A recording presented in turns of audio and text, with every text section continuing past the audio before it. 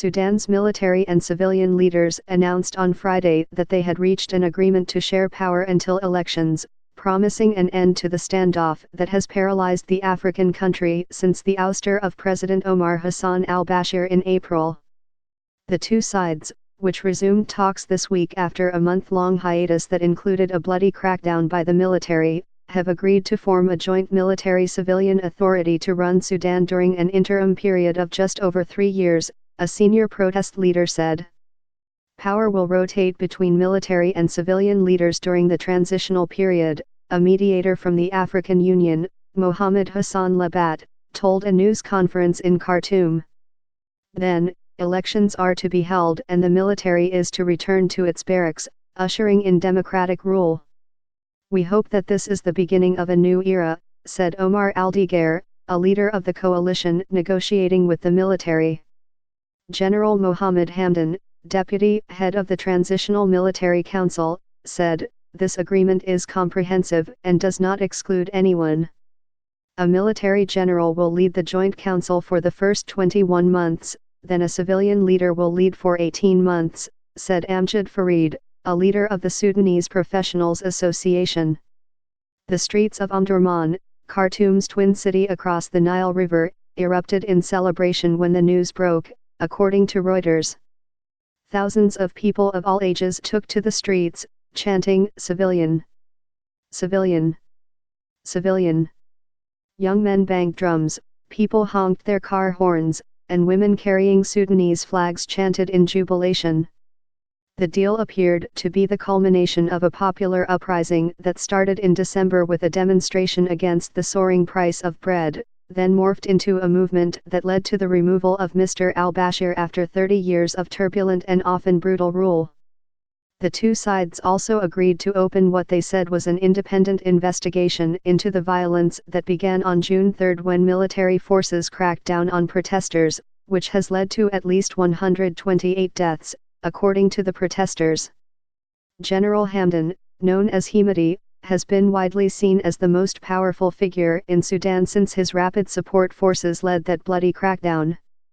Under the new agreement, both sides will nominate 5 members to the council. The 11th member is to be jointly nominated, according to Mr. Farid. It was agreed that the first leader would be Lieutenant General Abdel Fattah al-Burhan, the leader of the Transitional Military Council, Mr. Farid said. Mr. al-Bashir, who was wanted by the International Criminal Court, which accused him of playing an essential role in a genocidal purge in the Darfur region, was toppled after peaceful protesters massed for days at the gates of the sprawling military headquarters in Khartoum. They refused to leave even as rival factions of the security forces fought gun battles around them. Some soldiers deserted their posts to defend the protesters from armed al-Bashir loyalists, who opened fire on them. Gun battles erupted at the protest site, and several people were killed. After Mr. al-Bashir's ouster, many protesters were dismayed to see power pass into the hands of his top lieutenants, including officials accused of war crimes in Darfur. They promised to continue their sit-in until a civilian administration took office.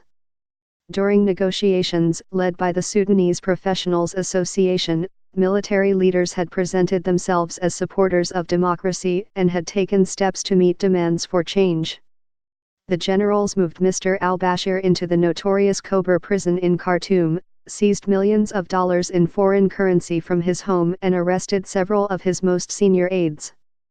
But the military refused to hand over power immediately to the protesters. Mr. al-Burhan moved into Mr. al-Bashir's old presidential office, and his officers sought to exploit apparent divisions in the ranks of the inexperienced protest leaders, a coalition of professional groups, leftists and small political parties that were marginalized during Mr. al-Bashir's rule. Thousands of protesters remained camped out at the gates of the military headquarters in Khartoum, refusing to budge until the military acceded to their demand for a swift transition to civilian rule. On June 3, soldiers with the paramilitary Rapid Support Forces swept through the protest site, raping women, shooting protesters, and throwing bodies in the Nile. At least 128 people were killed over several days of violence, doctors said, and hundreds were wounded. The government admitted 61 deaths. Ethiopia and the African Union, fearing the vast country could slide into chaos, deployed mediators to Khartoum in an effort to bring the sides together.